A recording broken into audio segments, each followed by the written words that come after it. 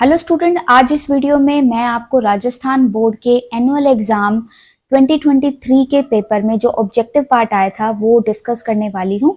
तो स्टार्ट कर लेते हैं फर्स्ट क्वेश्चन से। सेक्शन ए में आपके पास एमसीक्यू हैं। देखिए, फर्स्ट है write the answer of following multiple choice question in the given answer book.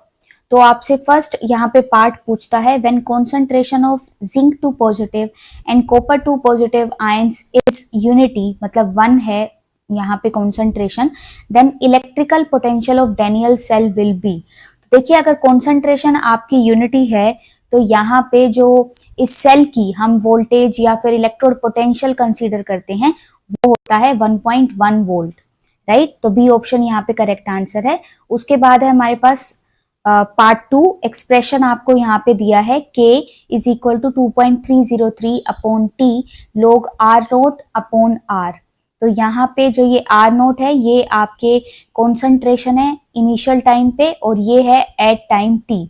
तो ये जो है एक इंटीग्रेटेड रेट इक्वेशन है, आपको बतानी है कि कौन से ऑर्डर की ये रिएक्शन का इंटीग्रेटेड रेट इक्वेशन है।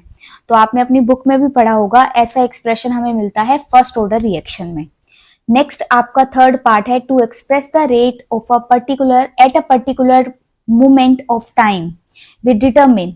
तो जब हम एक पर्टिकुलर मोमेंट पर रेट को एक्सप्रेस करते हैं तो उसको बोलते हैं हम इंस्टेंटेनियस रेट। तो बी ऑप्शन जो है वो यहाँ पे करेक्ट आंसर है। इसके बाद फोर्थ पार्ट आया था आपका colloidal antimony is used in curing of. देखिए, जो ये आपका कोलोइडल फॉर्म में जब एंटीमनी को यूज करते हैं तो वो आपका यूज होता है ब्लैक फीवर या काला अजहर नाम का एक ये डिसीज है उसके क्योर करने में हम यूज करते हैं।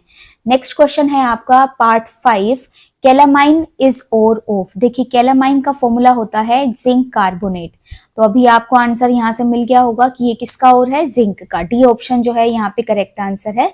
इसके बाद है पार्ट 6, डाइडेंटेट लिगेंड इज। देखिए, डाइडेंटेट लिगेंड वो होते हैं जिनके पास दो आपके पास डोनर साइट्स होती हैं। तो यहाँ पे जो ये आंसर है ये है आपका ऑक्सलेट या फिर हम जिसे बोलते हैं C2O4। तो यहाँ पे ऑक्सीजन के थ्रू जो ये लिगेंड है ये दो साइड से मेटल को अपने इलेक्ट्रॉन जो है वो डोनेट कर सकता है। नेक्स्ट क्वेश्चन है आपका पार्ट 7, CF2Cl2 इन फ्रीऑन मेथड। तो इसका जो नाम है वो होता है आपका फ्रीऑन 1,2। इसके बाद आपके पास नेक्स्ट जो क्वेश्चन है question number 8, in reaction of manufacturation of phenol from cumene by cumene the byproduct is। तो यहाँ पे आपसे बाय प्रोडक्ट पूछता है। देखिए, रिएक्शन कुछ इस तरीके से है। आपने सबसे पहले यहाँ पे क्या ले लेना है, आपने लेना है क्यूमीन। तो क्यूमीन का जो स्ट्रक्चर है वो कुछ इस तरीके से है, ये है आपका क्यूमीन। और जब आप इस रिएक्शन को यहाँ पे करते हैं तो आपको क्या मिलता है, आपको मिलता है फिनोल एज अ, आपको मेन प्रोडक्ट मिलता है फिनोल और बाय प्रोडक्ट जो है वो आपको मिलता है एसीटोन CH3COCH3। तो ये जो एसीटोन है वो यहाँ पे करेक्ट आंसर है ऑप्शन डी। इसके बाद है the nitrogenous base note present in DNA. तो डीएनए की अगर हम बात करें तो एडेनिन है, साइटोसिन है, आपके पास गुआनिन भी है और आपके पास क्या होता है, थायमीन होता है, राइट। लेकिन यूरासिल नहीं होता। तो यहाँ पे नोट पूछा था, इसलिए जो डी ऑप्शन है वो यहाँ पे आपका करेक्ट आंसर है। इसके बाद आपके पास फिलअप है। फर्स्ट जो है वो पूछता है when the added substance reduces the rate of reaction then it is called.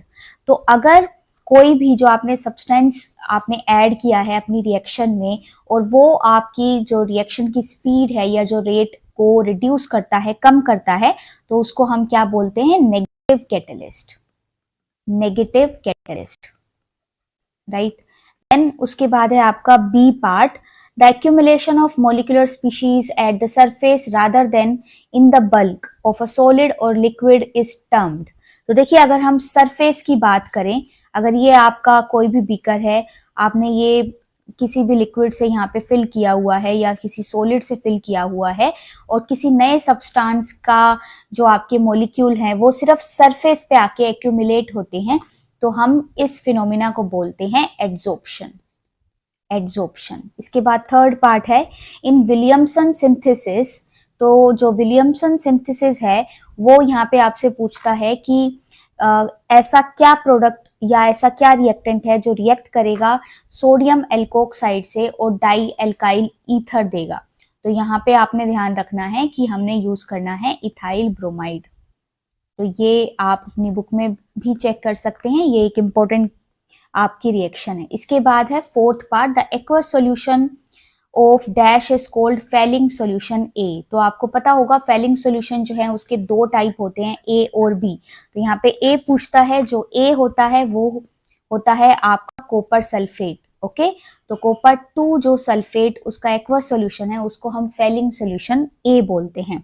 तो आई होप इस टाइप के क्वेश्चंस के आप अगर प्रैक्टिस करते हैं अपने PYQ की, तो डेफिनेटली आपको जो फाइनल एग्जाम है उसमें काफ़ी हेल्प मिलने वाली है। तो आप इस चैनल को सब्सक्राइब कीजिए, क्योंकि इस चैनल पे मैं इस टाइप के क्वेश्चन डालती रहती हूँ, तो आपको हेल्प मिलने वाली है। And all the best from my side for your final exams.